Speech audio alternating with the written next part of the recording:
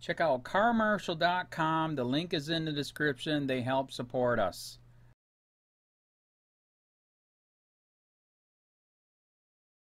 I think this shows what kind of sick people live in Charlotte County.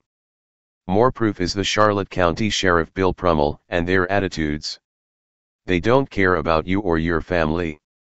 They will destroy your life in a heartbeat. And they won't blink an eye as long as they get their raise. Or they make more jobs by police for profit. You are just a commodity. You are just product. Local prison has second highest death count in state. By Ann Easker. Staff writer. 7 inmates have died at the Charlotte Correctional Institution this year, bringing the death count equal to last year and one of the highest for correctional facilities in the state. 4 of the 7 deaths are under investigation by the Florida Department of Law Enforcement. The agency investigates all prison deaths classified as homicide, suicide, or a death which occurs as a result of something other than apparent causes, according to Public Information Officer Jessica Carey. The most recent death was Jamie Godsey, a 38-year-old inmate serving a 15-year sentence for burglary and grand theft out of Pinellas County. He was 4 years into his sentence when he died on October 11. Godsey's death came just 7 days after the death of 22-year-old Broderick Campbell, a young father who was serving a 3-year sentence. Campbell's family and girlfriend have been pressing the Department of Corrections for answers, but so far, they've received nothing. Campbell's sister, Latifah Love, recently shared on Facebook about her brother's death. "He never liked to see people down and out," she wrote. "Brock often gave food to other prisoners because they had no family. Sis, I know you just sent me money, but this person didn't have anything to eat, so I shared. Do you think you can send me some more?" That was one of our conversations. Love said during the family's last visit to the prison, Campbell told her multiple times, "They messing with me. I asked who like 10 times but he didn't answer," Love stated. "I started getting frustrated with him, so he came and got really close and pointed at some of the guards. He asked me not to say anything right now because he didn't want them to beat him like they did other prisoners when they tried to get help." Campbell's mother, Tammy Christmas, has also said Campbell warned her that if anything happened to him at the prison, it wasn't a suicide. The other open investigations are the deaths of Antonio Kirkland, a 45-year-old inmate serving a life sentence, and Miguel Guevara, 47, serving a 7-year sentence. Of the 3 closed death investigations this year, 2 were natural and 1 was deemed accidental, arising from withdrawal complications. From 2012 through 2014, CCI had 3 deaths per year. In 2015, that number jumped to 5. Now, this is the 2nd year in a row there have been 7 deaths. Patrick Manderfield, a spokesperson for the Department of Corrections, said, "As listed on our inmate mortality page, most of the death investigations closed in 2016 and 2017 were attributed to natural causes, and the rest are still open and active investigations. Of the 2016 deaths, 3 were deemed natural, 1 was a suicide, 1 is listed as accidental and 2 are still listed as pending." According to the Department of Corrections website, Charlotte CI is tied with 2 other facilities for the 2nd highest number of deaths this year, not including facilities designated for medical care. Dade Correctional Institution is highest with 10 deaths, followed by Charlotte CI, Santa Rosa CI, and Northwest Florida Reception Center Annex, each with 7 deaths this year. Email, aeasker@sun-herald.com.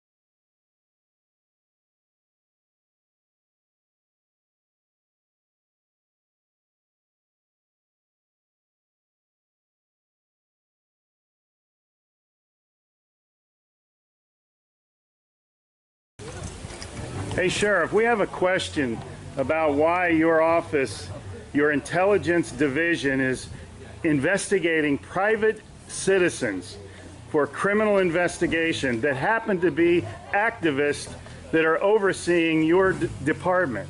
Why would you have your intelligence division investigate private citizens? We have done... For life hating so much.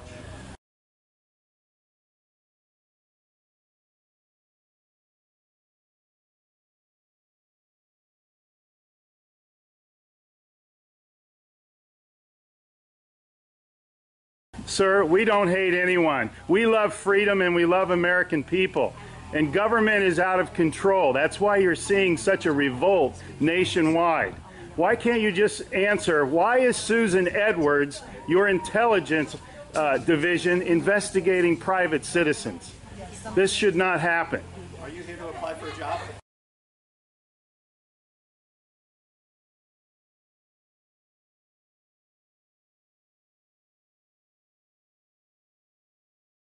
Possibly I might be applying for a job, but that's irrelevant to my question. Why would you ask that question? Well, enjoy the fair. Okay. Excuse me. Excuse you? Excuse me, sir. So those of you that haven't Wow. been on a bike before, Sheriff's getting a little too pushy. You work for us, Sheriff. Just keep that in mind. At one time we respected you, but not with that type of attitude.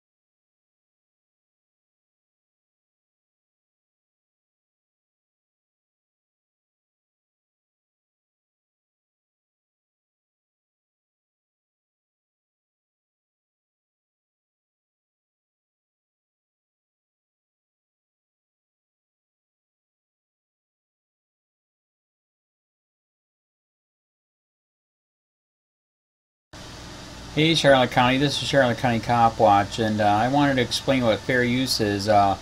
You can use pieces of news articles if you're doing it for news reporting, you have commentary, and you're doing it for education purposes. So that's what fair use is, as you can see right here. Another reason why I wanted to make this video is to let you know I have just joined with Patreon. A nice thing with Patreon, I make no money on YouTube. They took the money away years ago, and so this is another way to give, and it's a nice thing too because you can give monthly. You can give $1, $5, $10, whatever. I do 4 to 5 hours a day on trying to wake the sheep up on how corrupt it is and different ways that you can fight the corruption. So Patreon is a way that you can do it, and then of course the old way is still there. Donate to Sheriff County COPWATCH with PayPal or credit card. So keep that in mind. 4 to 5 hours a day. I make no money, but the corruption happened to me and I'm sick of it, so I'm trying to wake people up. But my wife would love it if some, if we could get some help out there. There's 47,000 subscribers. Just think if each one of you subscribers just gave a let's say, actually, yes, $1 a month. 47,000 subscribers gave $1 a month. That would be awesome. That's not going to happen. But anyways, that would be great if it did happen. But, you know, do the math in your head. Just think about it. Like I said, 4 to 5 hours a day. I get no money from YouTube. YouTube has gone nuts. You can't do anything anymore. They're taking the money away everywhere. So these are a couple different ways that you can still help out with all this time that I put in. And as you know, I'm in a special situation where, you know, at least I can do it. You know, 4 to 5 hours a day. We have a cleaning company during the day. That's what allows me to do this, and we're debt free. So this is my hobby. I don't go fishing and all that other crap. I try to save the world. So help me out to make the wife happy, man. In fact, if you guys did give $1 a day, and there was 47,000 of you, and you did it, and each of you gave $1, and that was every month, oh my God, yes, I could quit. I could start suing them. Another idea too that we have is, you know, if I got, you know, some funds, we could actually contact everyone that has been ticketed and or arrested and put in jail and start sending them postcards to let them know we're here, and to see if everything went all right, and if it didn't, find out their story. So we could even do more investigations and more lawsuits. Lawsuits take money. So just think about that. You know, 47,000 of you so far right now. You know, $1 a day. I mean, $1 a month on Patreon, or $5 a month Patreon, 10, 20, whatever. Just do the math in your head. Help out. This is a lot of work every single day. Thanks.